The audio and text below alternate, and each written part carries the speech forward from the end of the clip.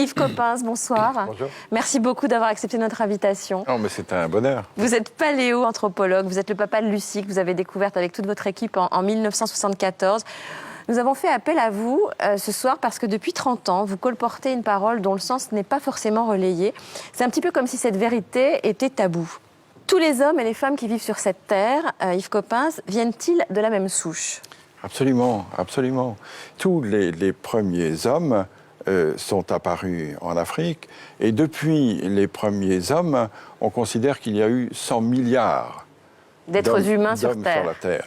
Et les 100 milliards, comme bien sûr les 6 milliards d'hommes d'aujourd'hui, viennent tous de cette souche, de ce berceau tropical et africain. Tous nos ancêtres étaient africains. Tous nos ancêtres étaient africains. Nous sommes tous africains, Karine. Bah oui, moi je le sais en revanche. Ça veut dire que tous nos ancêtres... Je suis comme vous, je suis comme vous. Ça veut dire que tous nos ancêtres, Yves Coppens, en Afrique, il y avait du soleil, tous nos ancêtres étaient noirs ? Tous nos ancêtres étaient certainement bruns, parce que, étant donné l'ensoleillement de l'Afrique, et étant donné probablement la peau nus qu'ils avaient il y a 3 millions d'années, ils ne pouvaient pas être autrement que bronzés. Tous les ancêtres, des Danois, des Espagnols, de tout le monde, etc., étaient noirs. Oui. Pourquoi ça ne se sait pas, à votre avis ? Vous le dites, vous, depuis 30 ans ? Ben oui, mais ma petite voix ne porte pas suffisamment. J'ai une voix confidentielle. J'imagine la tête du monsieur hyper raciste qui est en train de nous regarder, qui fait non. Pas vrai. Ouh là, demain, vous allez avoir du courrier. Yves Coppens, en fait, les humains, enfin les préhumains, sont partis dans différentes directions depuis l'Afrique. Et puis, pour s'adapter au climat, pour s'adapter à leur environnement, ils ont déterminé des traits qui étaient le plus adaptés, c'est ça ? C'est ça. C'est-à-dire que les humains, à partir de 3 millions d'années, à partir du moment où ils ont eu la culture, à partir du moment où ils ont eu la conscience, tout ça, ça a 3 millions d'années.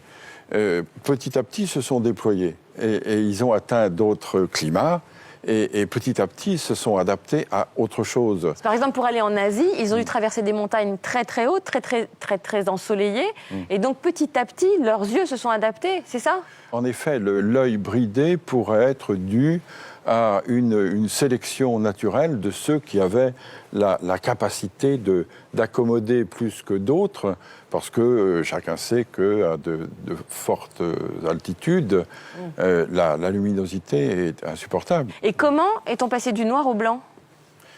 Là aussi, c'est un gradient de couleur, un gradient de coloration, c'est-à-dire qu'avec moins d'ensoleillement, on avait nécessité d'avoir une peau avec un écran moins fort pour que la synthèse de la vitamine D, qui est la synthèse de croissance, puisse se faire.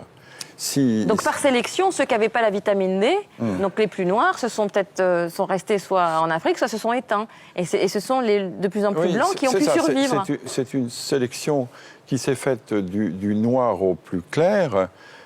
Si on a un écran de mélanine là où il n'y a pas beaucoup de soleil, la vitamine D ne se synthétise pas et on ne grandit pas. Et du coup, ça gêne évidemment la croissance et le développement de population. Donc le blanc pour vous, c'est pas une couleur ? Le blanc, c'est une décoloration. Les blancs sont décolorés pour vous ? Oui, je suis un décoloré. Ah oui.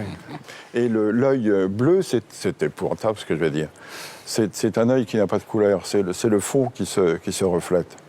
Ah, c'est intéressant. Bah non. Bah si. Merci beaucoup Yves Coppens. Et je voulais ajouter quelque chose qu'on ne sait peut-être pas assez. Vous savez qu'aujourd'hui, les 6 milliards et demi d'hommes qui sont sur la Terre sont 6 milliards et demi d'Homo sapiens sapiens. Or, dans la classification, notre classification scientifique, le genre Homo, c'est le genre humain. Le premier sapiens, c'est l'espèce sapiens, et le deuxième sapiens, c'est la race. C'est-à-dire on est tous Homo sapiens sapiens. On peut être tous racistes, ça n'a pas d'importance, puisqu'on est tous de la même race. Donc il n'y a qu'une race. Ah oui, il n'y a qu'une race. Oui. Donc scientifiquement, Yves Coppens, les races n'existent pas. Oui, c'est ça. C'est-à-dire que scientifiquement, les races de 36 000 animaux existent toujours, mais en ce qui concerne l'humanité, il y a pour le moment sur la Terre une seule race humaine, qui est la race sapiens, de l'espèce sapiens, du genre Homo. Merci beaucoup Yves Coppens, merci beaucoup José.